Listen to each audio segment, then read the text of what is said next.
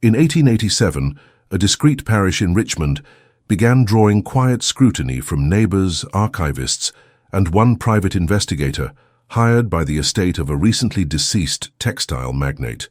On the surface, nothing seemed irregular, but over the course of 5 years, subtle irregularities in marriage records, property deeds, and death registries pointed to a convergence of influence, concealment, and financial transactions beyond public knowledge.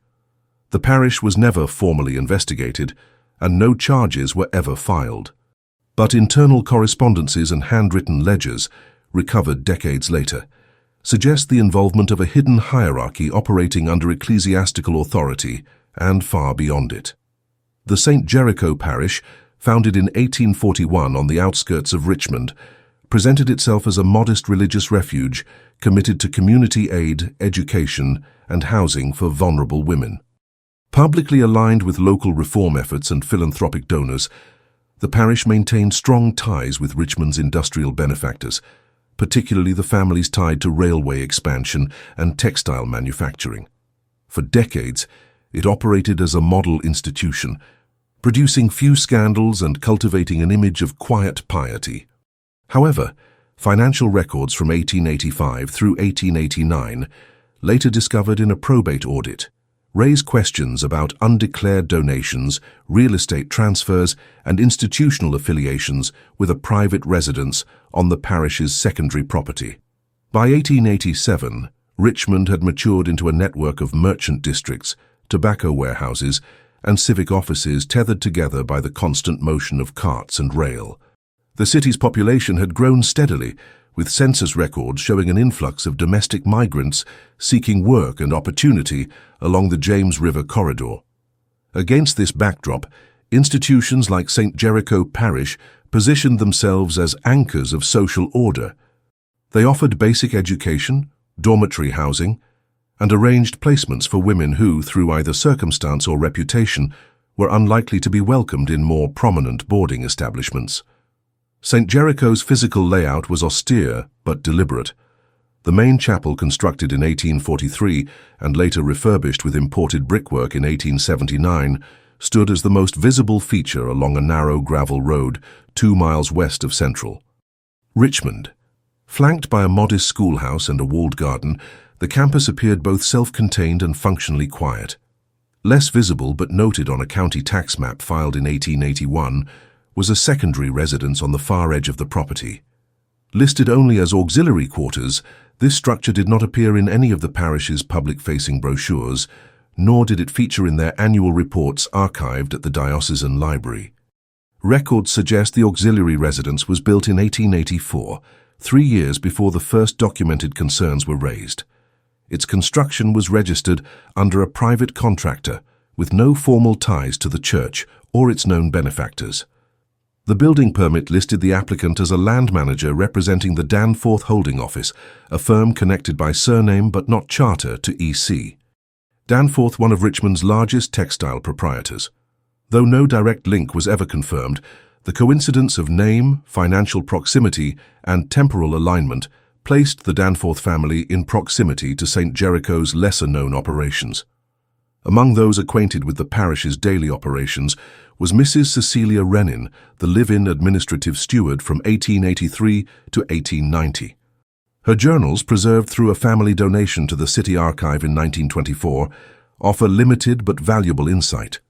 She made detailed accounts of daily meal distributions, chapel attendance, and school lessons, all appearing mundane. However, occasional entries reference private guests in residence or special visitors requiring discretion, typically around the same periods that large financial contributions were entered into the parish's internal ledgers. These donations were often categorized under non-standard terms such as Special Restoration Fund or Grace Account. In several cases, they were rounded to even figures, frequently in increments of $2,000 or $5,000. These contributions did not appear in public financial disclosures submitted to the Diocesan Council, suggesting either internal error or intentional omission.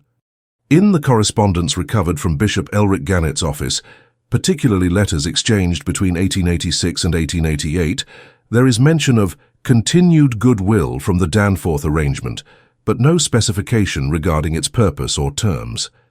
The Danforth family maintained a highly structured public image during this period, e.c. Danforth was frequently photographed alongside other industrial leaders and was active in philanthropic contributions to Richmond's cultural institutions.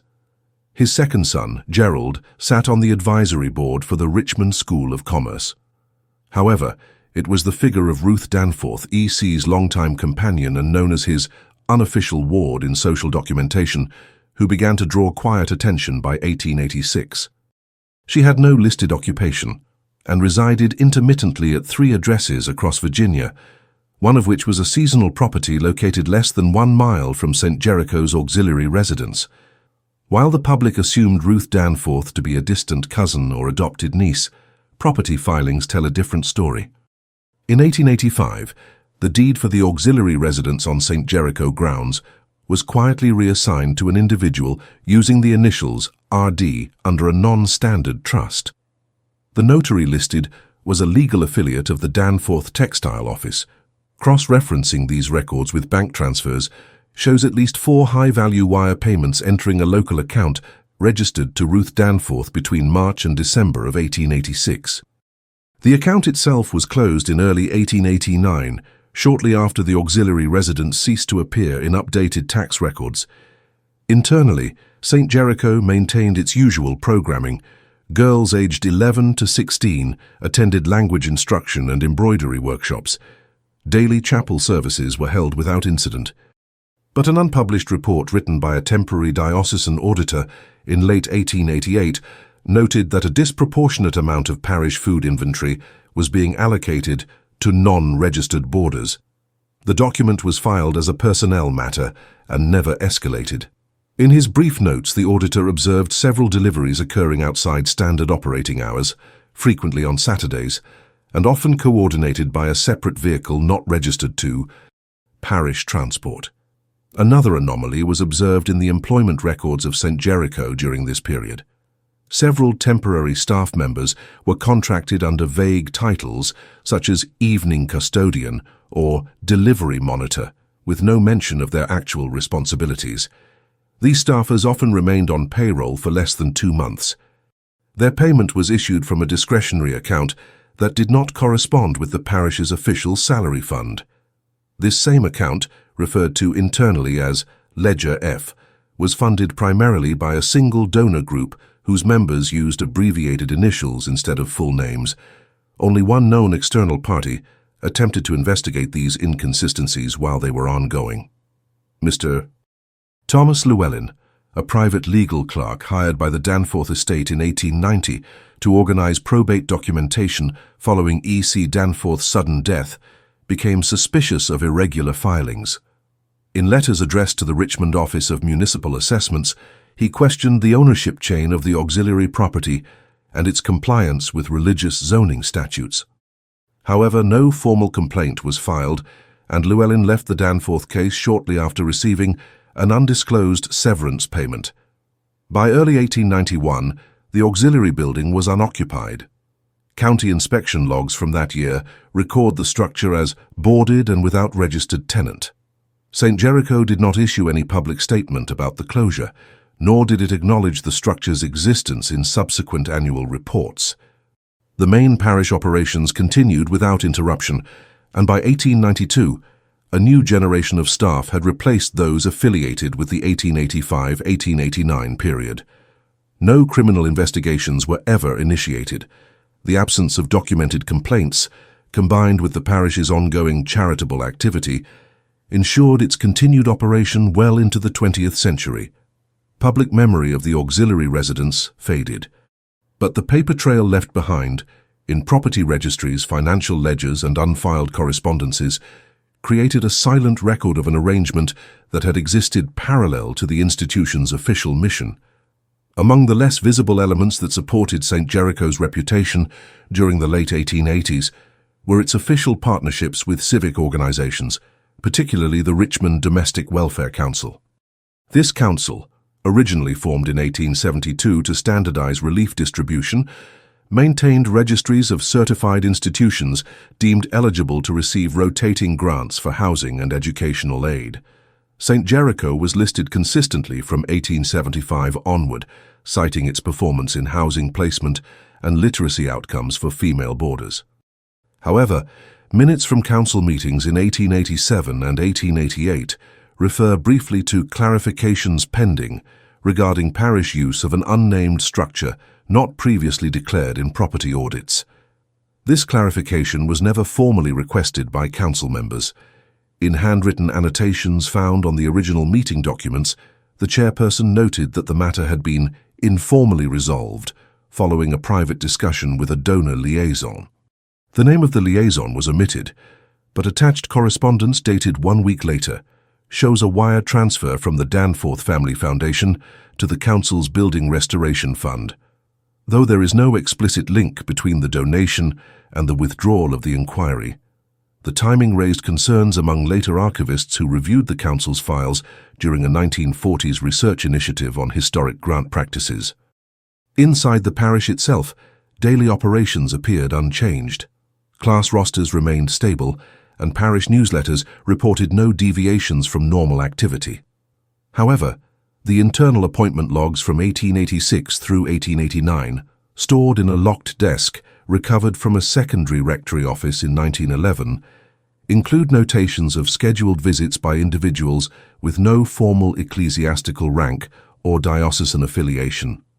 These names are abbreviated and listed under restricted headings such as non-public appointment or private caller. Notably, several of these visits coincide with days when the auxiliary residence was recorded as in full occupancy by building maintenance staff. Questions about the auxiliary residence were also briefly raised by the Richmond City Clerk's Office in connection with census enumeration. In a draft enumeration map prepared in 1890, the residence appears marked as a distinct household structure, but without occupant names. The clerk who filed the draft, M.J. Doran, attached a handwritten note indicating uncertainty about its classification. He wrote that the building was inconsistent with surrounding parish designations and lacked any response to standard occupancy verification protocols. This observation was not included in the final census materials submitted to Washington. Doran resigned from his post the following year and left no further commentary.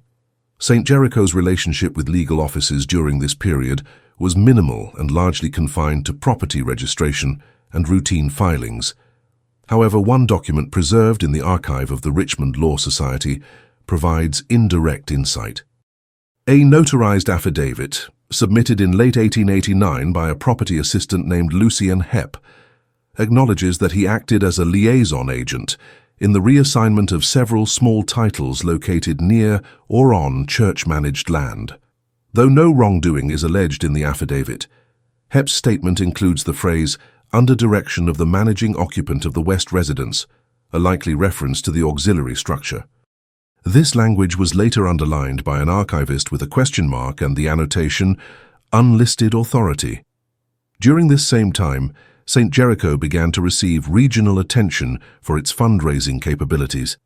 Its 1888 financial report, the last compiled by the original board before a partial restructuring in 1890, indicated a 47% increase in contributions over the prior 2 years. This level of growth was unusual for institutions not engaged in active expansion or regional outreach. An analysis of donor lists reveals a pattern of anonymous entries or names associated with limited liability firms based outside Virginia. Several of these firms were later identified as placeholder companies linked to estate management trusts. The parish's Board of Stewards, nominally responsible for financial oversight, appeared to defer much of its internal policy-making to a subcommittee known as the Special Affairs Council. This group, created without formal vote and rarely mentioned in diocesan records, managed discretionary spending.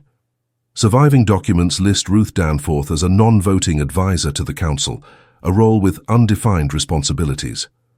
Her inclusion was not recorded in meeting minutes, but appears in a printed ledger, signed by the parish treasurer in 1887. No other non-clergy figure was ever listed in an advisory role during this period. Despite the opaque nature of these arrangements, St. Jericho's reputation among parishioners remained positive. Testimonials printed in the Richmond Herald featured letters from former boarders who praised the parish's moral instruction and stability. Several of these letters, later reviewed by the Virginia Historical Accountability Commission, contain nearly identical phrasing and handwriting characteristics, suggesting they were prepared under supervision or transcribed from dictated notes. The Commission filed no formal conclusion, but noted the repetition as structurally uncommon for spontaneous testimonial accounts. Physical access to the auxiliary residence was limited during its years of active use. A side gate near the western edge of the main property led to a gravel path now overgrown, which bypassed the main parish buildings. Maintenance logs recovered from a municipal service cart show delivery drop-offs at this location, on a bi-weekly basis from 1885 to 1889. These deliveries were itemized not as food or standard supplies, but rather as miscellaneous parcel, a term used by clerks when packaging instructions were unclear or labeled confidentially. Two photographs discovered in 1935 as part of a private estate collection appear to show the auxiliary residence during the late 1880s.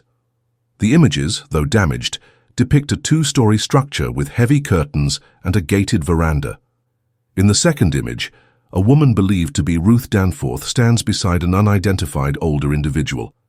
The photograph was captioned R&SJ at Rest House. Neither subject appears in known parish directories. The origin of the photograph and the identity of the second individual remain unverified. By early 1892, all references to the auxiliary structure had been removed from parish correspondence. The last known internal mention comes from a letter written by Cecilia Rennan to a former staff member. In it, she remarks that the second house is no longer under visitation and that future arrangements will not require domestic management. Though brief, the language suggests a deliberate withdrawal of prior functions and a redirection of institutional focus. No further references to Ruth Danforth appear in any subsequent St. Jericho documentation. The property itself was sold at municipal auction in 1894 as part of a larger reclassification of unused ecclesiastical land. The buyer was a local contractor who demolished the structure and repurposed the materials for a civic building now used as a fire station. Parish archives list the sale under general land divestments with no special notation. The transition occurred without ceremony, and no memorialization of the building's function or history was attempted.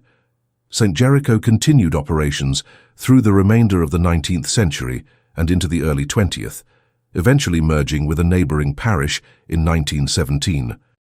Its remaining physical records were transferred to the diocesan archive, where they remained unexamined until a mid-century archival review prompted by unrelated inquiries. Only through this secondary research did the full extent of the auxiliary residence's unusual administrative status come into view. The evidence, fragmentary and indirect, suggests a layered institutional alignment shaped by discretion, financial accommodation, and administrative leniency. By 1893, city planning records in Richmond showed marked improvements in land documentation and structural oversight, with newly adopted ordinances requiring comprehensive filings for auxiliary properties attached to ecclesiastical institutions. These reforms were prompted in part by inconsistencies discovered during a municipal audit in the prior year, but their implementation did not trigger retroactive scrutiny. As a result, St. Jericho's now dismantled secondary residence remained officially unexamined, its absence recorded only as a routine property release. Yet certain clerical and archival anomalies, quietly accumulated over a decade, continued to raise unanswered questions among a small group of municipal clerks, archivists, and legal apprentices whose work overlapped with the institution's paper trail. One such figure was Aldous Kerr, a junior registrar assigned to the city's Land Allocation Bureau in 1893.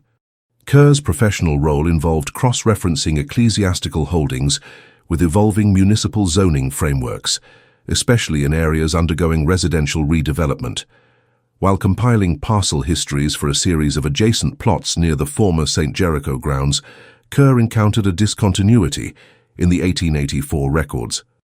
A segment of land designated as ecclesiastical common area had briefly shifted to private ownership, registered under initials not corresponding with any known parish officer or diocesan staff. The entry appeared only on a supplemental ledger, inserted between two fiscal quarters, and indexed in handwriting inconsistent with the rest of the volume. Kerr noted the irregularity in his internal report, flagging the parcel for review. However, his supervisor directed him to defer, citing the age of the record and the absence of an active dispute.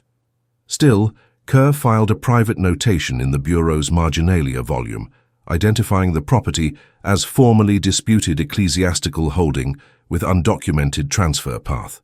His decision to annotate, though unremarkable at the time, contributed to the record set later used by the Historical Accountability Commission in their mid-century review of dormant parish properties. In a separate part of the city, a law clerk named Henrietta Lowell was tasked in 1894 with processing estate documentation related to minor trusts established by industrial firms. During her examination of one such trust, previously filed under a textile subsidiary, she found an inactive bank account once assigned to a Miss R.D. Danforth. The account had no recent transactions, but its authorization paperwork included a set of routing instructions directing surplus funds to an unregistered address, identified only as Care of West Residence, St. J.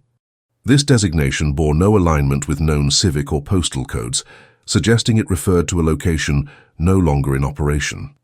Lowell attempted to identify the address through Richmond's postal archives, but found no corresponding entry. She added a marginal note to the file before submitting it to the firm's legacy division for archiving. The note read, "Unknown auxiliary location, ecclesiastical association suspected."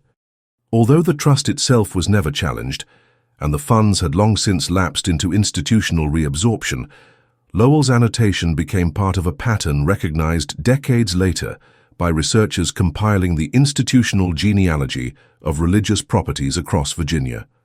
In 1895, a temporary exhibit at the Richmond City Museum featured a series of educational panels on the development of women's education in ecclesiastical schools.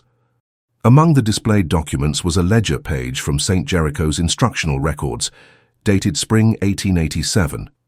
The page listed students and instructors, along with abbreviated notations of external engagements. One entry stood out to visiting historian Clara Munsley, a listing for a pupil noted as Ruth D. with no surname, followed by the description resident assistant, non-public. This phrasing, while ambiguous, deviated from standard categorization, where student roles were typically labeled as either boarder or day pupil. Munsley requested permission to review additional documents, but was informed that the ledger page was an isolated exhibit, sourced from a donor who had since withdrawn permissions. Undeterred, she submitted a research request to the Diocesan Archive, where she gained provisional access to St. Jericho's 1886 curriculum notes. Among them, she found several unsigned annotations referring to a resident auxiliary responsible for overseeing certain hygiene and deportment classes. No official title or instructor designation was provided, and the entries ceased abruptly after winter 1888. The parish's integration with local relief systems was also subject to re-examination. In early 1896, the Richmond Domestic Welfare Council conducted a follow-up survey of former partner institutions to assess the long-term impact of their supported programs. St. Jericho, though still operational, declined to participate. Internal correspondence from the council's director noted that repeated requests for alumni data and boarding statistics were either ignored or answered with vague references to outdated logs. The director's final memo regarding the parish stated, "Records insufficient for evaluation, auxiliary operations undocumented, no basis for performance review." Simultaneously, a Richmond bookseller named Alton Frey acquired a lot of used theological volumes from a closed rectory sale. Among the volumes was a devotional text marked with an embossed nameplate reading Ruth D. Inside the front cover, Frey discovered a pressed receipt from a now-defunct clothier, dated 1888, and addressed to a location listed only as Rear West Entrance, Jericho Grounds. The receipt had no monetary value, and Frey initially considered discarding it, but chose instead to donate the book and its contents to the Richmond Public Archive. The book remains in their special collections inventory, filed under miscellaneous ecclesiastical ephemera.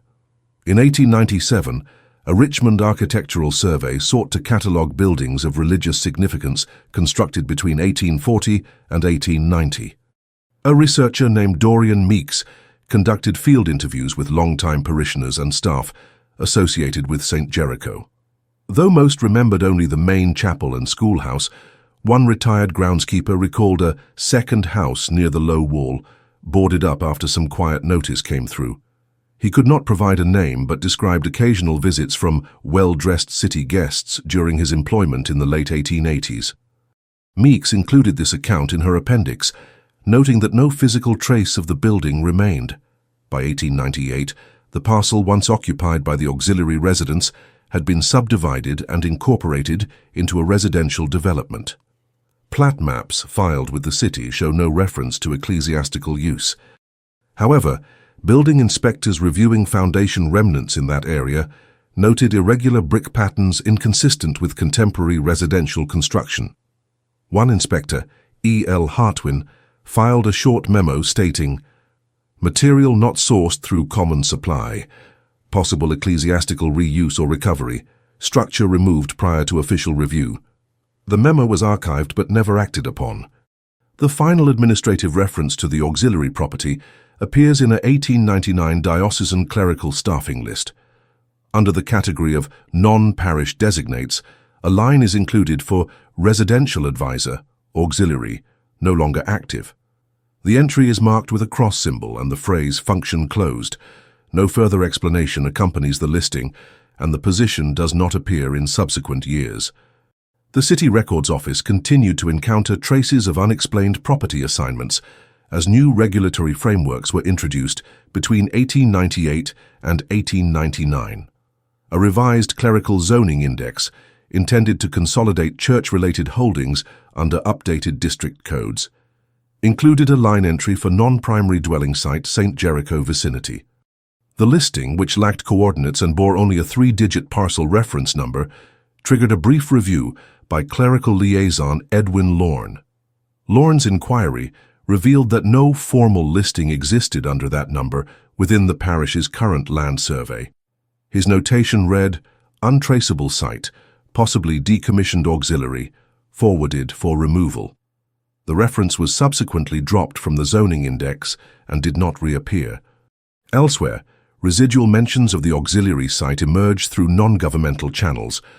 A privately circulated newsletter for the Richmond Historical Curators Circle, dated September 1899, included an anonymous column labeled "Enigmatic Holdings of Old Richmond." One paragraph referred to a western-facing clerical structure, now absent, once believed to serve purposes unacknowledged by diocesan charter. Though vague, the language resembled phrasing found in early reports on undocumented ecclesiastical facilities. The article generated no formal response, but was footnoted by an archivist at the City Museum, who marked it for possible follow-up in the upcoming civic archival census scheduled for the following year. During a minor reorganization of St. Jericho's internal correspondence archive, a set of unopened envelopes was found in a compartment beneath a shelving unit in the rectory's central office. Each envelope bore a wax seal with an unfamiliar crest, distinct from the standard diocesan emblem. Dated between 1886 and 1889, the letters were addressed to a single name, Miss Danforth, Auxiliary Steward. The contents of the envelopes had been removed, leaving only the outer shells. No parish staff at the time of discovery could identify the emblem, and the remaining correspondence was boxed and transferred to the diocesan archive under a general miscellaneous heading. Meanwhile, documentation relating to the Danforth family's financial activities during the late 1880s remained partially sealed under estate confidentiality clauses. However, a court registrar's inventory of permitted financial disclosures included reference to an itemized disbursement record labeled Private Allocation for On-Site Domestic Services, Auxiliary Class. The record appeared alongside standard employee entries for textile workers and logistics personnel, but the auxiliary classification was not defined in any company manual. A researcher cross-referencing these disbursements with regional employment logs found no corresponding civic registrations, suggesting that these individuals were compensated for services not categorized through municipal channels. An 1899 oral history project conducted by a professor at Richmond Collegiate Institute gathered testimonials from long-time city residents. Among the recordings was an account from an elderly former delivery clerk who had operated in the St. Jericho area in the late 1880s. He described routine supply drops at the parish gate, but also mentioned occasional special deliveries to the far side house, always signed for by a tall woman who wasn't in church clothes. Though his recollection lacked specifics, the detail regarding differentiated attire was noted by interviewers as a departure from standard parish expectations at the time. Further complicating the auxiliary residence's historical footprint was the absence of any mention in diocesan property consolidation notices distributed in late 1899. These notices were designed to document all religious structures decommissioned, merged or divested in the final decade of the century. St. Jericho's main holdings were listed in full, including the schoolhouse and attached dormitory, but no auxiliary facility was referenced. The omission was marked with a pencil question by the diocesan registrar, who included a margin note stating, "Secondary site previously rumored." No formal title record located. The note was archived without response.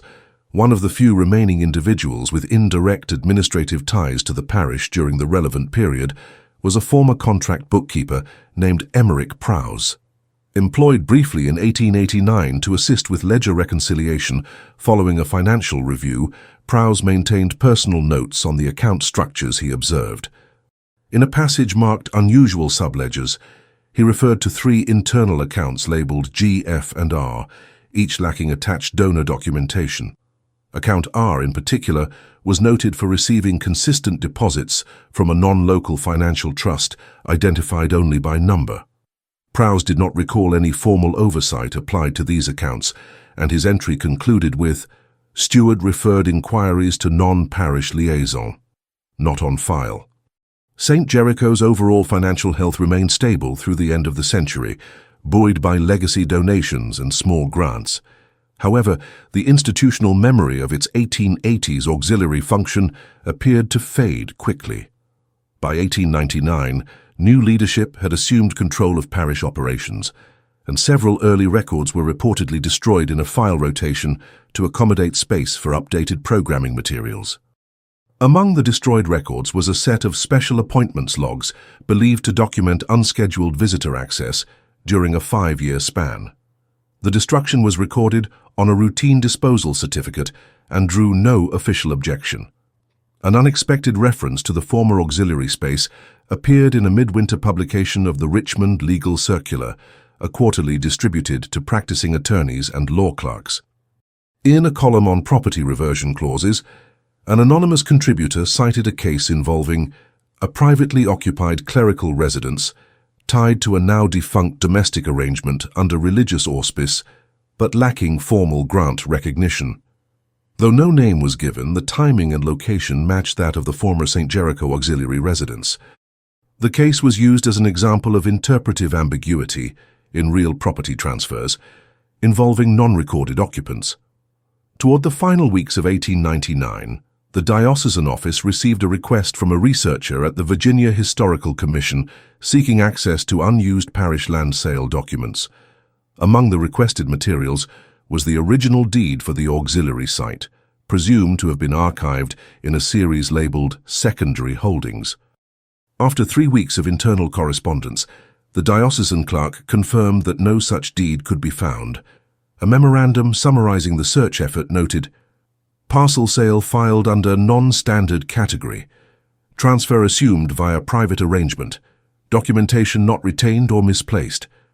Though by that point, the auxiliary residence had been absent for nearly a decade, its unaccounted presence remained faintly traceable through these administrative and circumstantial shadows.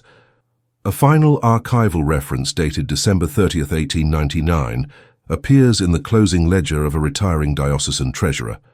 On the last page of the account book, beneath the heading Completed Allocations, one line reads, "Special arrangement concluded. Remaining funds returned to primary trust. Ledger R closed." The note was unsigned. In early 1901, the Richmond Office of Historical Oversight began a voluntary documentation project aimed at compiling institutional chronologies for former ecclesiastical and civic sites. While most contributions consisted of anecdotal recollections or partial inventories, one submission, filed anonymously through a civic intermediary, contained a set of ledger fragments and architectural sketches purporting to depict a non-disclosed residence affiliated with St. Jericho Parish. The documents bore no identifying marks beyond the initials RD and a filing tag marked Auxiliary 1886. Though unverified, the materials included floor plans resembling the auxiliary building's external profile, as described in previous inspector memos. The drawings showed a two-level structure with 4 interior chambers on each floor, a narrow service corridor and a gated side entrance unconnected to the main campus walkways. The inclusion of separate ventilation paths and isolated access points suggested intentional design for limited contact with parish activity. One margin note on the sketch labeled the top floor "Reserved," with a second-hand written addendum reading, "Danforth Rooms, no register." No other drawings in the collection showed similar notations. The documents were accepted into the city's supplemental file collection, but not formally indexed due to their origin. A graduate researcher from the College of Administrative History, Hannah Glynn, requested access to the file in 1903 during a study of ecclesiastical facility expansion in urbanizing sectors. Glynn had no prior knowledge of the auxiliary residence, but identified overlapping terms in the ledger fragments, such as non-primary lodging, client assignment ledger, and private quarters usage, terms used in commercial hospitality documentation but rare in religious institutional records. Her notes filed with the Commission suggest that at least one of the auxiliary building's rooms was routinely occupied by a non-clergy individual listed in rotating initials rather than full names. Glynn's subsequent inquiry into non-registered room use across ecclesiastical properties revealed limited precedent. In cases where guest lodgings were available, names were entered in official visitor logs and approved through diocesan channels. The absence of such approval in the case of the auxiliary residence, paired with high-value discretionary expenditures recorded in matching periods, pointed toward a coordinated operation outside typical clerical oversight. Glynn concluded her review with the following note: suggested pattern of residential isolation, possible contractual accommodation structure supported by private fund, not aligned with known parish housing models. In 1904, a former transportation dispatcher named Joel Henn, then residing in Henrico County, submitted a notarized affidavit to a legal historian compiling testimonies related to Richmond's defunct railroad delivery routes. Henn recalled regularly dispatching parcels marked with the code SJW through a contracted wagon line between 1886 and 1889. Though he was not involved in final deliveries, he claimed the code was known to correspond with a non-public destination on church-managed land west of the main St. Jericho buildings. His affidavit included a statement that drivers were instructed not to request signature or acknowledgement upon delivery. The code SJW was found in 2 surviving shipping logs recovered from a defunct freight office. Both entries corresponded with delivery dates that matched financial transaction activity recorded in Danforth estate audits during the same quarter. While the contents of the shipments were never detailed, the logs included marginal initials indicating that parcels were domestic O. This label was uncommon and did not appear in broader delivery categories, indicating either a unique client arrangement or internally coded classification by the delivery contractor. Meanwhile, a series of letters surfaced in a private estate inventory sale conducted in Western Richmond in 1906. The letters, addressed to Miss R.D. and dated across 3 years beginning in 1887, bore no return name but originated from a postal substation previously used by legal offices operating under Danforth Textile Holdings. The content, preserved in partial transcription by the estate executor, referred to matters of timing, discretion, and scheduled transitions, with phrasing such as ensure domestic discretion during seasonal shifts and refrain from new entries until prior. Correspondence is addressed. While abstract, the language suggested ongoing coordination regarding living arrangements or administrative compliance. No official action resulted from the discovery. However, a local researcher examining the estate sale submitted copies of the transcriptions to the Diocesan Historical Committee, which filed them under general external references. A single notation attached to the file, written by an anonymous reviewer, stated, "Syntax and context align with known auxiliary documentation. Further inquiry limited by jurisdiction." The matter was left unresolved. Parallel developments emerged from a 1907 study conducted by the Commonwealth Advisory Office on property transfer protocols. During a sample audit of late-century ecclesiastical land reassignments, researchers identified an anomaly in the sale documents for the plot once believed to house the auxiliary residence. The deed, dated 1894, listed the prior title holder as Trustee R.D., a legal entity not previously recorded in any clerical land index. This trustee name bore no organizational filing with the Virginia State Property Trust Registry, prompting a brief internal memo questioning whether it represented a pseudo-legal structure created to facilitate undocumented ownership. The advisory office ultimately filed the anomaly as a non-confirmed title path, citing the absence of formal dispute or contested occupancy. The property, by then developed into residential townhomes, remained outside ecclesiastical claim, yet the reference to a single-letter trustee entity added to a growing body of indirect signs suggesting that the auxiliary residence was tied to a private arrangement coordinated through personal rather than institutional mechanisms. In 1908, the Richmond Bureau of Archival Integrity launched a short-term project to assess the survivability of informal records in ecclesiastical facilities. Volunteers were assigned to review non-indexed storage materials across former parish sites. During the review at St. Jericho's Archive Annex, a thin register book with the title Residency Notes, 1885, was discovered lodged behind a wooden filing panel. The register was unsigned, but included daily notations referencing breakfast deliveries, laundry cycles, and light maintenance performed in Unit W. Unlike traditional dormitory logs, the register made no mention of boarders by name. Instead, it used alphabetic designations accompanied by symbols. The entries, consistent in tone and hand, referred on several occasions to evening requests fulfilled per instruction of R, and West Perimeter to remain unscheduled until interior resolved. The language, while not overtly institutional, implied a pattern of administrative responsiveness and routine compliance. A marginal diagram resembling the auxiliary structure's floor layout accompanied the January entries, suggesting an operational alignment with the known design. The discovery prompted limited discussion among the committee, which noted the register's unusual blend of domestic tracking and institutional detachment. The register was not submitted to external review, but was filed under retained evidence of undocumented occupancy. A single line handwritten on the final page read, "Operations expected to conclude before season end, standing order unchanged." By 1909, scattered references to the auxiliary structure and its arrangements had been dispersed across various administrative and academic bodies, none of which had authority or incentive to pursue coordinated investigation.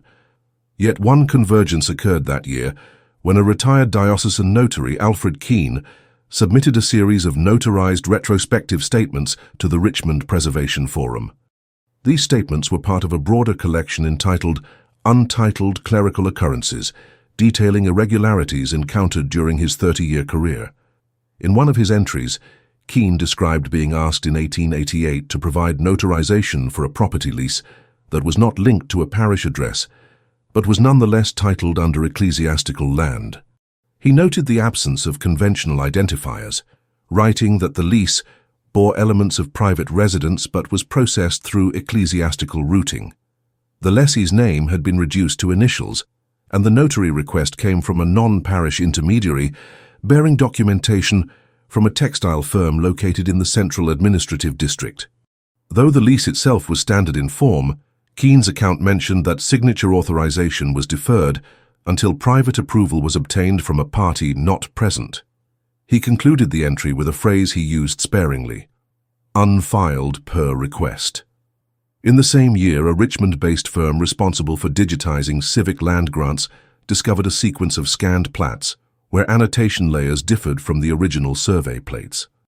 One particular plat from 1885, showing the western edge of the St. Jericho compound, included a second mapping overlay handwritten in faded graphite. This overlay indicated a secondary gated access path labeled Provisional Entrance West, leading to a structure that had no main parcel identifier. The digital archive flagged the overlay as non-standard and created a duplicate entry labeled Unauthorized Architectural Modification. The image was stored but received no follow-up. Within the diocesan seminary, a lecturer in canonical administration named Gerald Arnlin began drafting a monograph on unofficial residential designations within southern dioceses. While compiling data, Arnlin encountered inconsistencies between parish registers and diocesan land disclosures for 4 institutions, including St. Jericho. His internal memo noted that residency assignment practices between 1885 and 1890 suggest a secondary use category not documented in policy. He referenced a category of informal steward appointments and residential advisement protocols that lacked theological or educational alignment. Arnlin later annotated a parish roster from 1887, in which the name Ruth Danforth was listed not under staff or donor headings, but in a margin beside a cancelled entry for visiting instructor. His analysis of diocesan housing rules indicated that only ordained or sanctioned pedagogical staff could occupy long-term residency.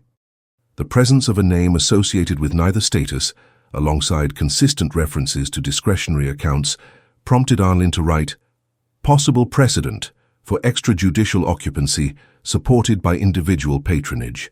Alignment with institutional mission unclear." In a separate university archive in Charlottesville, an unrelated inventory of Virginia legal anomalies from the late 19th century included a report concerning unregistered domestic contracts filed without court oversight. Among the 12 cited cases, one involved a privately funded housing agreement tied to an address listed on Danforth estate documentation. The report stated that the arrangement was effectively self-funded, involving non-registered occupancy for a period exceeding standard lease terms. While the identity of the occupant was redacted, the address coordinates aligned with the known location of the auxiliary residence. The parish's own official correspondence showed no record of contest or inquiry during this time. Instead, the few remaining letters sent from St. Jericho to diocesan headquarters between 1885 and 1890 followed formulaic content structures discussing school attendance, chapel restoration, and seasonal retreats.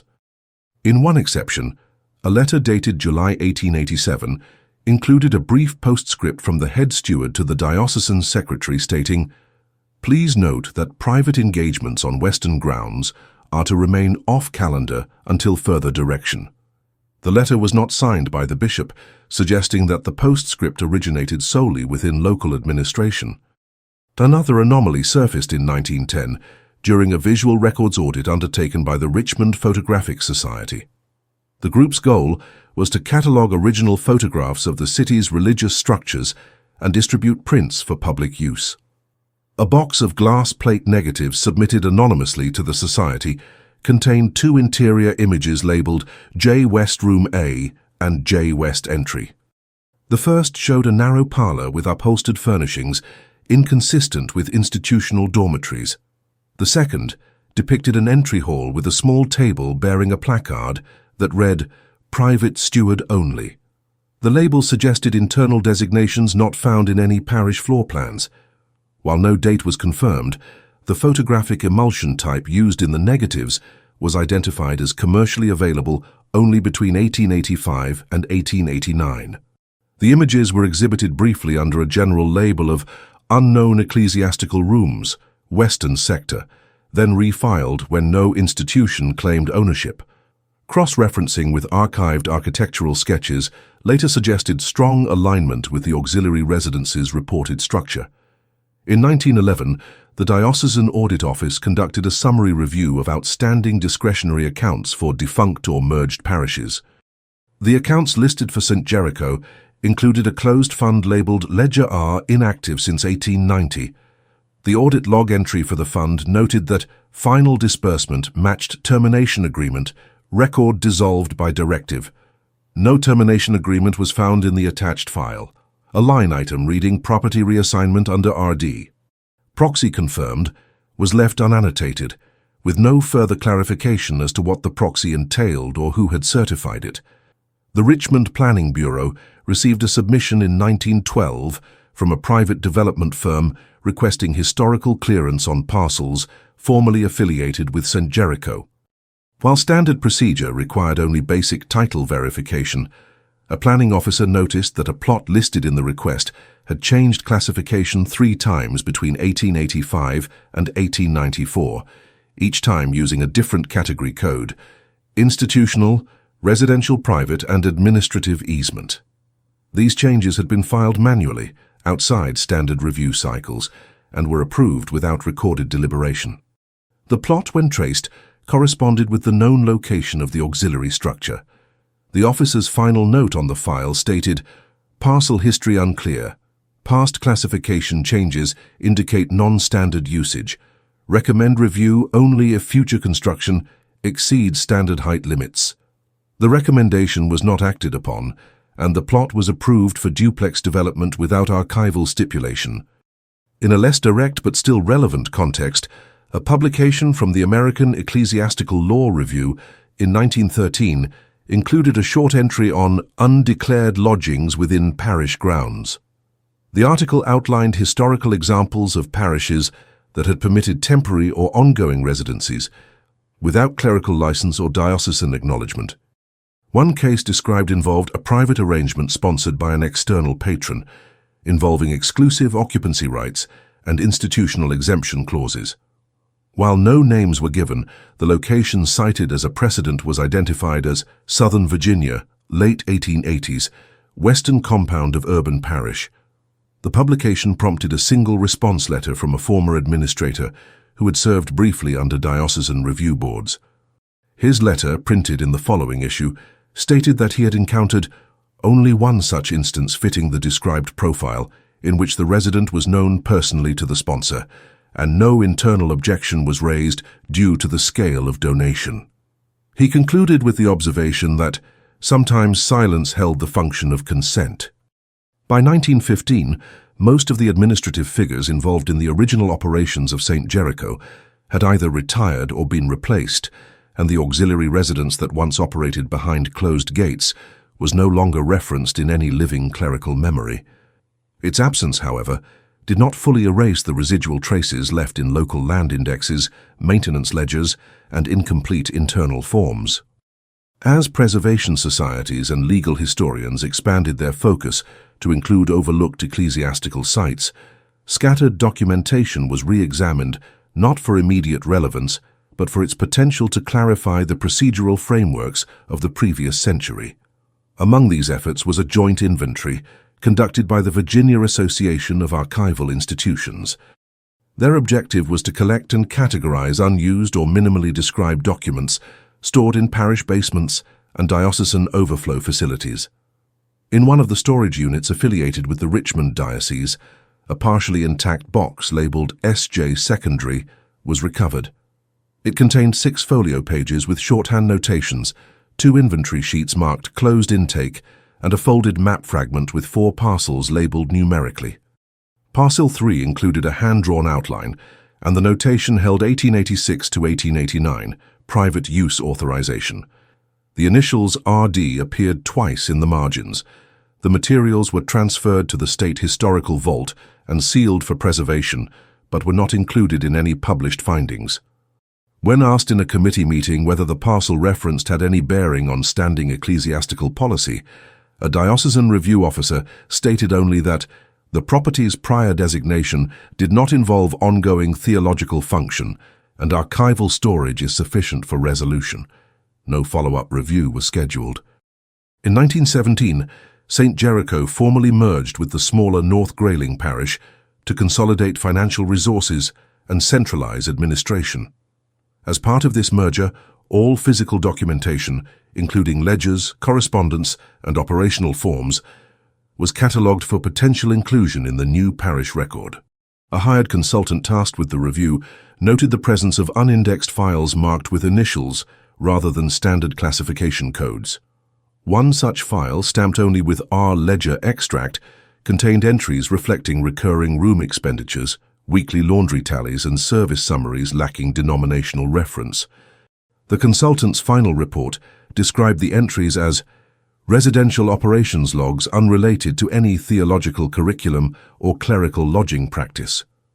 While unusual, the entries were deemed not inconsistent with late-period boarding customs for affiliated institutions and were transferred to long-term inactive storage.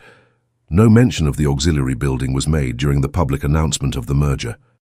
In the following year, a professor of civic land law at the University of Virginia began compiling case examples for a course on ecclesiastical land boundary disputes.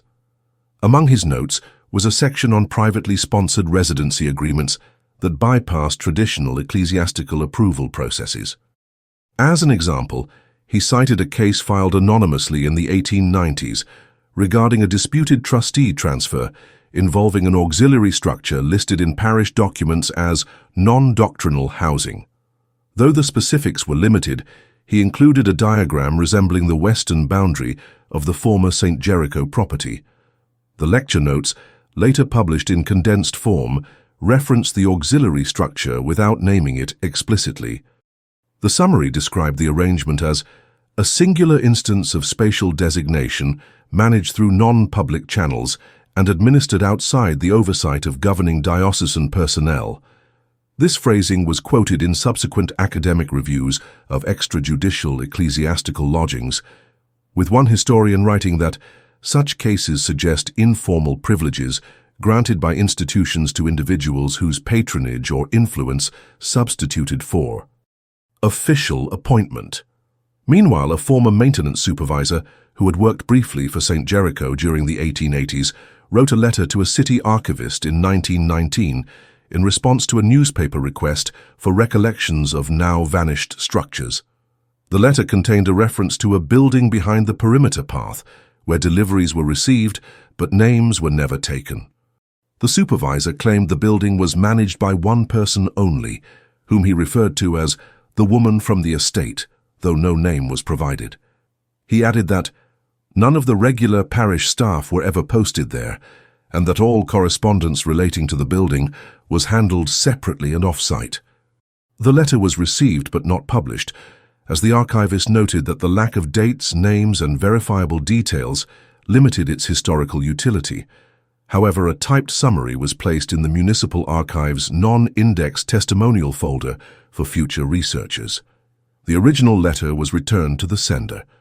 In 1921, a municipal assessor reviewing property transfers from the late 19th century came across an unexplained delay in the registration of the parcel formerly held by St. Jericho's auxiliary residence.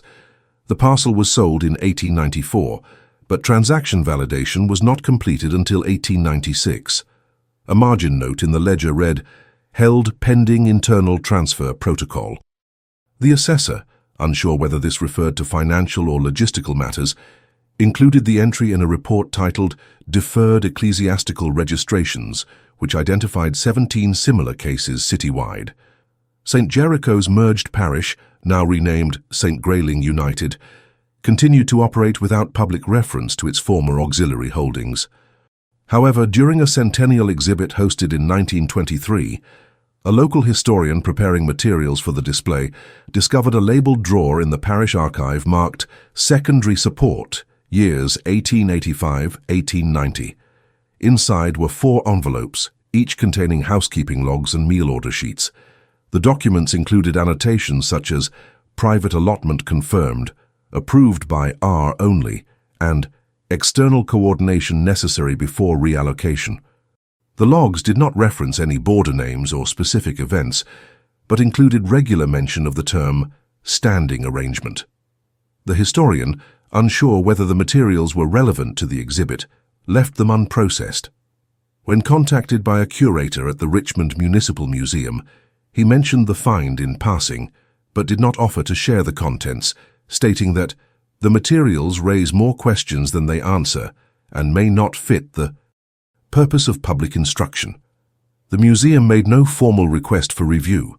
By 1925, interest in early institutional practices had shifted toward broader themes of social outreach and doctrinal evolution, leaving administrative anomalies largely unexamined. Nonetheless, a privately circulated document titled Conditional Occupancy and Sponsorship, a Review of Virginia Cases, was published that year by an independent scholar.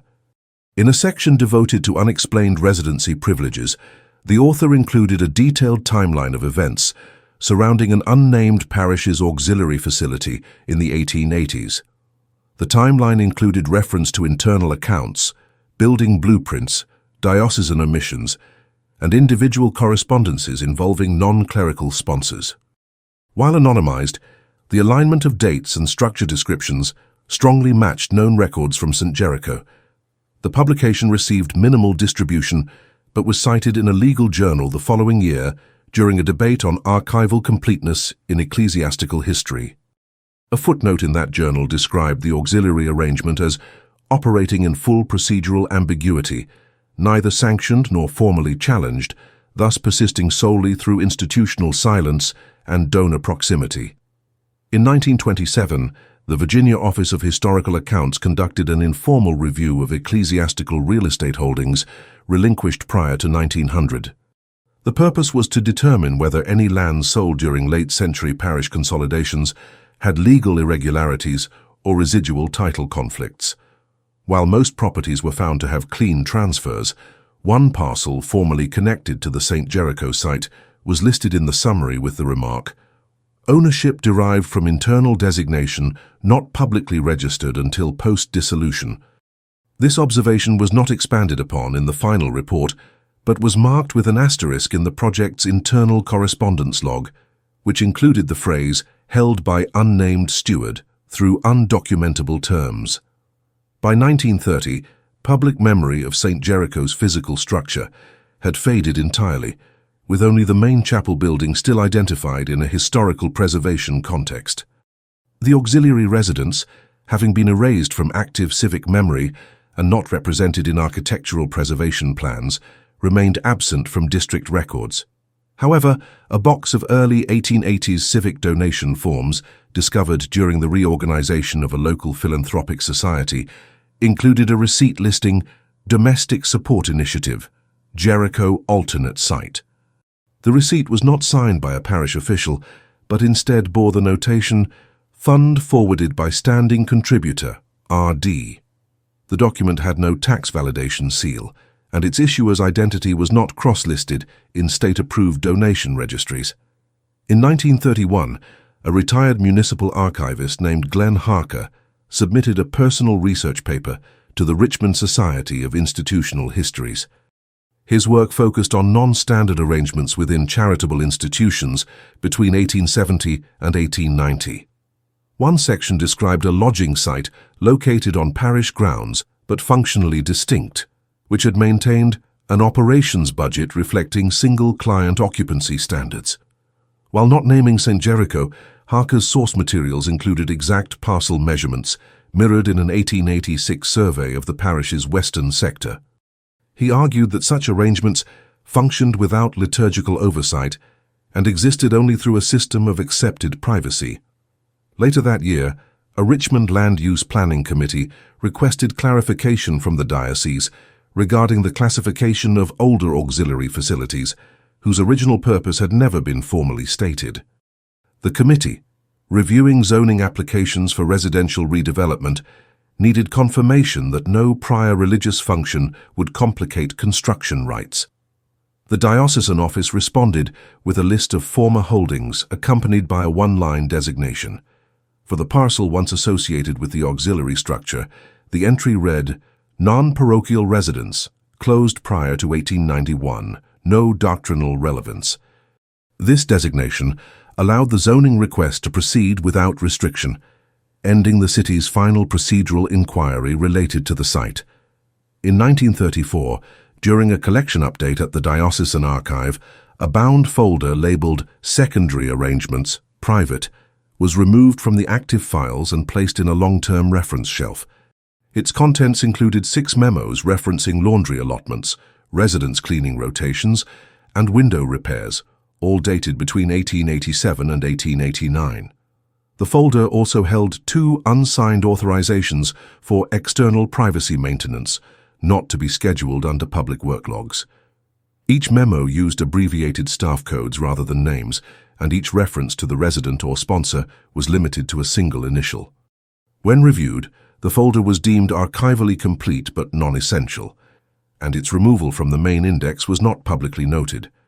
By 1936, as historical urban preservation projects increased, civic historians became more attentive to architectural inconsistencies in older districts. A private researcher examining foundational materials in the former Jericho block noted that the brick patterns beneath 2 of the newer duplexes differed in dimension and material composition from surrounding constructions.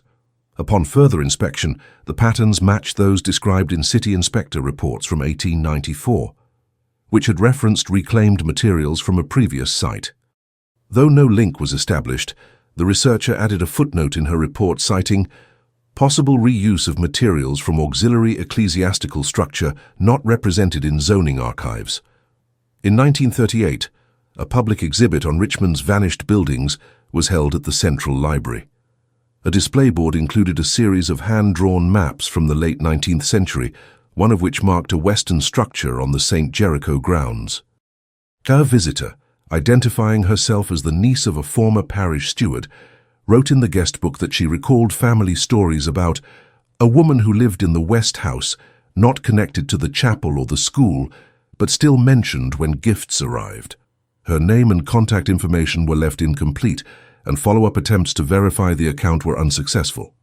Her note was preserved in the library's comments ledger, which was later microfilmed. In 1941, a small press publication on lost Virginia institutions ran a feature on lesser-known religious structures and the undocumented functions they may have served. The article referenced a building on ecclesiastical land, but never consecrated, and governed by financial arrangements separate from parish finance councils. The author's footnote stated that, though records remain partial, at least one residence in Richmond operated with private instruction, off-ledger utilities, and access restricted by donor-controlled authorization. A researcher for the Richmond Historic Land Committee cross-referenced this description with the auxiliary site's tax history and marked the entry in his notebook with the word possible. By 1943, only one institutional memory of the auxiliary residence remained within diocesan correspondence. It appeared in a handwritten margin note on a property reconciliation form during a general land review prompted by the retirement of the longtime diocesan finance officer. The note, likely added by a junior staff member, stated, "Unrecorded house on West Ground, operated as private domestic site, no record of spiritual appointment. Not for inclusion." The form was filed, the land listed as retired, and no appeal was made regarding its exclusion. In 1946, a university thesis exploring patronage systems within religious education institutions used St. Jericho as a case study. The thesis referenced a pattern of parallel support structures within several urban parishes, focusing on donors who established influence through unlisted arrangements. While the thesis cited anonymized data, one example included a figure referred to only as RD, who maintained non-official presence through resource continuity. The student's advisor noted that the example offered clarity on the limits of formal oversight within growing parochial systems. In the closing years of the decade, the last remaining physical trace of the auxiliary residence, its gated side path, was removed during sidewalk expansion in 1949. A construction supervisor noted in his daily report that the path's alignment appeared intentional, though not supported by current maps. The materials were repaved and replaced without commemoration. No photographs or plaques were requested, and the surrounding neighborhood continued development with no further references to the structure that had once stood beyond the parish's public view. If this story impacted you, if you stayed until the end, it's because you feel these hidden truths also need to be exposed. So leave in the comments the city you're watching from. This way we can see how far these stories are reaching. And subscribe to the channel. There are many other cases the world tried to forget, but we insist on remembering. This story was taken from documents that were found. All names have been edited to protect the source.